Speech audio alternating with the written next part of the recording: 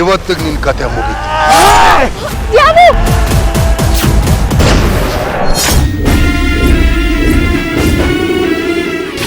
ನಾನೊಂದು ಮಾತು ಹೇಳ್ಬೇಕು. ಕಟ್ಕಟಲ್ಲಿ ಬಂದು ಹೇಳಿ. ಈ ಕೊಲೆ ಮಾಡಕ್ಕೆ ಗುಂಡಾರಿಸಿದ್ದು ನಾನು.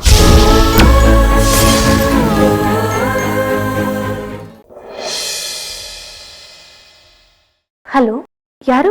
ಗೌರ್ಮೆಂಟ್ ಸ್ಕಾಲರ್ಶಿಪ್ ಇಂದ ನಿಮ್ಮ ಮಗಳಿಗೆ ನಮ್ಮ ಸ್ಕೂಲಲ್ಲಿ ಸೀಟ್ ಸಿಗಬಹುದು. ಆದ್ರೆ ದುಡ್ಡು? ನೀವೇನು ದುಡ್ಡು ಕಟ್ಟಬೇಕಾಗಿಲ್ಲ. ಆದರೆ ನಿಮ್ಮ ಮಗಳಿಗೆ ಒಂದು ಟೆಸ್ಟ್ ಕೊಡ್ತೀವಿ, ಅದರಲ್ಲಿ ಪಾಸ್ ಆದ್ರೆ ಆಯ್ತು. ಟೆಸ್ಟ್ ಅಟೆಂಡ್ ಮಾಡ್ತೀರಾ? ಖಂಡಿತ. ದೀಪ ಅಂತ ಬರ್ಕೊಳ್ಳಿ. Okay madam. ಯಾರಮ್ಮ ಫೋನ್ ಮಾಡಿದ್ದು? ಸ್ಕೂಲಿಂದ ದೀಪು.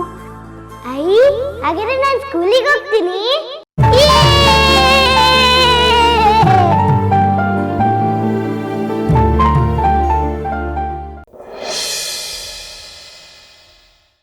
ಅಮ್ಮ ಮೀನಾ, ನಿನ್ನ ತಂಗಿ ಒಂದು ಒಳ್ಳೆ ಫಸ್ಟ್ ಕ್ಲಾಸಲ್ಲಿ ಪಾಸ್ ಆಗಿದ್ದಾಳೆ ಅಂದರೆ ಅದಕ್ಕೆ ನಿನ್ನ ತ್ಯಾಗನೇ ಕಾರಣ ಕಣಮ್ಮ. What is this Rohini? 1 degree pass ಮಾಡೋಕ್ಕೆ ಅಷ್ಟೊಂದು ಕಷ್ಟನಾ? ನನ್ನಂಗೆ 5 ಡಿಗ್ರಿ ಪಾಸ್ ಮಾಡಬೇಕು.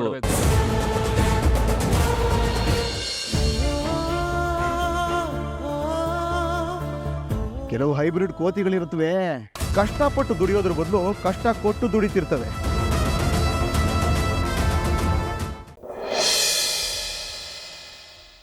ವೇಶ್ಯಾವಾಟಿಕೆ ದಂಧೆ ನಡೀತಾ ಇದೆ ಅಂತ ನಾವು ಬ್ಲೂ ಮೂನ್ ಲಾಡ್ಜ್ ಮೇಲೆ ರೈಡ್ ಮಾಡಿದ್ವಿ. ತನಿಖೆ ವೇಳೆ ನಮಗೆ ಗೊತ್ತಾದ ವಿಷಯ ಏನಂತ ಅಂದ್ರೆ ಅಲ್ಲಿ ಯಾವುದೇ ರೀತಿಯ ಅನೈತಿಕ ಚಟುವಟಿಕೆಗಳು ನಡೀತಾ ಇರಲಿಲ್ಲ. ಹಣದ ಆಸೆಗೆ ಈ ಮ್ಯಾನೇಜರು ಸುಳ್ಳು ಕಥೆನ ಸೃಷ್ಟಿ ಮಾಡಿದ್ದಾನೆ. ದಾಳ ಸಿಕ್ಬಿದ್ದಿದೆ. ದಾಳ ಎಸ್ದವ್ರನ್ನ ಆದಷ್ಟು ಬೇಗ ಕಂಡುಹಿಡಿತೀವಿ. ಫೈನಲಿ ಭೂಮಿದು ಇದರಲ್ಲಿ ಯಾವುದೇ ತರ ತಪ್ಪಿಲ್ಲ. ಶ್ರವಣ, ನಿನ್ ಗಾಡಿ ತೆಗಿ. ಗಾಡಿ ತೆಗಿ ಅಂದೆ.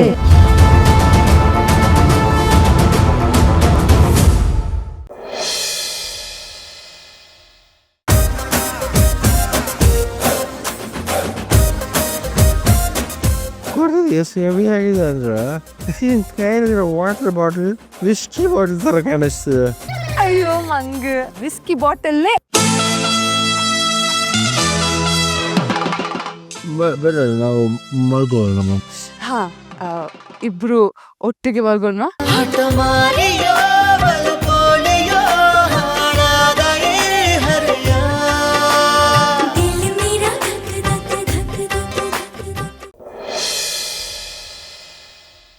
ಇಲ್ಲಿ ಹುಡುಕಿದ್ರೆ ನಿಶಿ ಏನ್ ಮಾಡಕ್ ಹೊರಟಿದ್ದಾಳೆ ಅಂತ ಏನಾದ್ರೂ ಸಿಗ್ಬಹುದು.